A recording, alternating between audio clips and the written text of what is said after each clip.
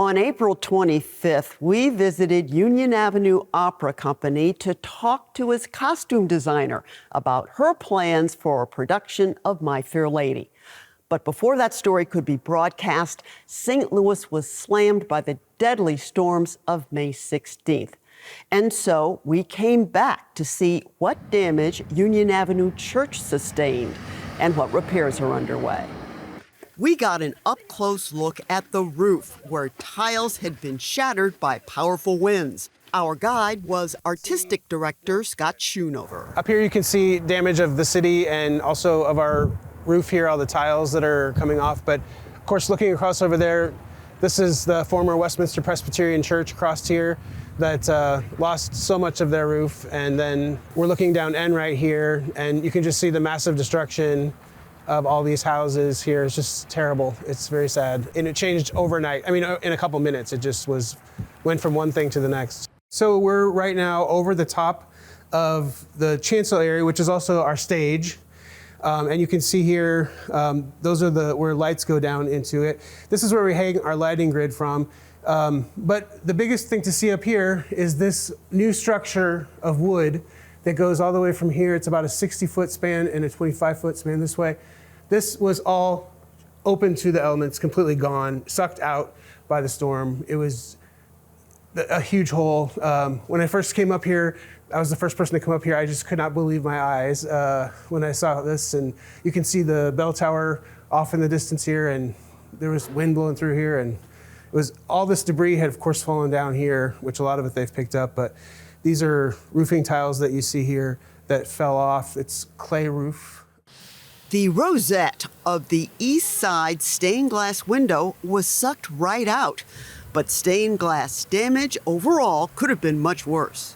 The center of our windows, because this was a building that was built in 1907, to allow air in through those rosettes, the center of it is on a chain. You can pull it and it opens.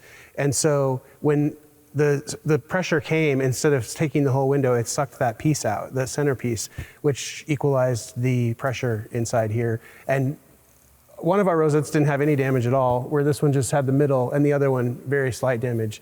But that's just my own supposition, but I think it's probably partially true at least. Piano technician Keith Waymeyer was called in for emergency duty.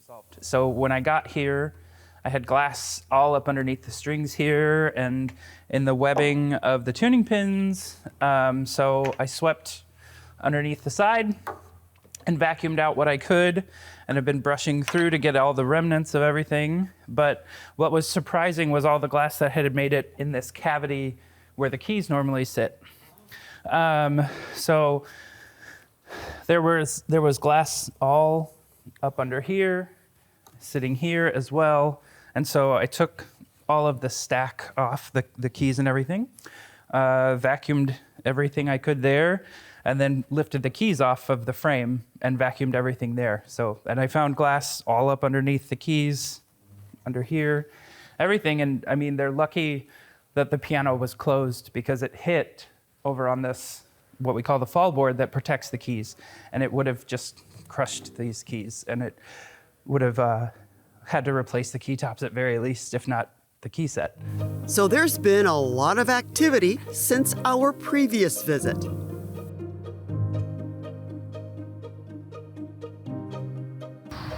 So, Teresa, you called this organized chaos. Oh my gosh, yes. Teresa Doggett has created the costumes for every Union Avenue Opera production over the past 19 years. At the time we visited with her, Doggett was in the early stages of costuming My Fair Lady, the opening production of Union Avenue's 2025 festival season. This is a stock item that I have in my collection, and I knew that it would be perfect for Eliza. Eliza Doolittle is the fictional Cockney flower seller and protagonist in the George Bernard Shaw play Pygmalion, and later in My Fair Lady, the musical adaptation. I have all of May to get costumes built for first rehearsal that is on the 16th or 17th of June. We have 2 weeks of rehearsal, and then we start tech week, and everything has to be done. And how big a cast are we talking about? I think we have 22 people in the cast, 23 people in the cast, I believe. That's principals and chorus members. So it's a pretty large cast. And being an old school musical, too, it means that there's a lot of costume changes. And that means, despite the size of Doggett's costume collection, which at any given time contains at least 1,500 individual pieces, many of the outfits for My Fair Lady are being built from scratch. Doggett's sketches and fabric swatches reveal her vision for what Union Avenue audiences will experience. My Fair Lady director Anna Maria Pileggi. When I was performing Low these many years ago, I loved the moment when I put on a costume because it was as if I finally entered into the fiction of the play and into the fullness of the humanity of that character. And it's exciting to see that.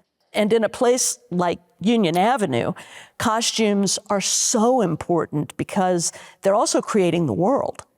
I mean, we will have set and lighting and all of that, but in terms of the period of this piece, which is so specific, right, 1912 London, the clothing is, I would say, the signature piece of that transformation for the audience.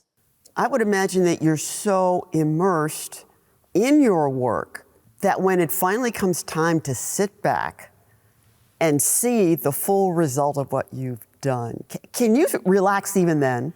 No. Because I always see something I could have done better. I always see something that I go, oh, why did I decide to do that? Or, oh, that is really not a good color right there. So it doesn't happen very often, but when you're a perfectionist, you want it to be wonderful, and you want the audience to love it, and you want the actors to love it. But it's hard in being an independent costume designer when you're the one-woman show. But sometimes I sit back. At the opening night, I sit right at the back of the theater in one of the church pews that's up against the wall, and I just go... Union Avenue patrons are breathing a sigh of relief too, since the announcement the season will open as planned. For Living St. Louis, I'm Ruth Ezell.